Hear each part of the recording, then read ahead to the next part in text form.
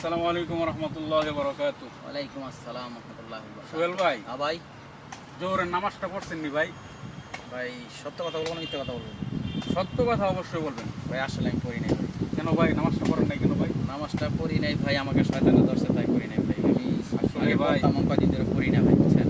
আসলে আমাদের নামাজটা হলো সবচেয়ে আগে, কাজের আগে নামাজটা আগে পড়তে হয়।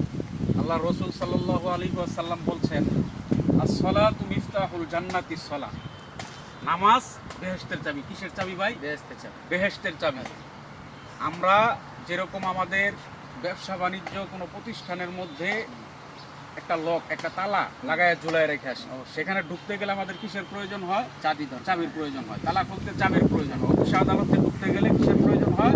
চাবির প্রয়োজন হয়। তো কোনো বান্দা যদি জান্নাতের মধ্যে ঢুকতে চায় তাহলে তার চাবির প্রয়োজন হবে। সেই চাবিটাই হলো কি?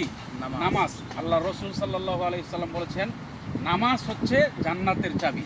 আর একজন মুসলমান আর কাফেরের মধ্যে পার্থক্য হলো নামাজ।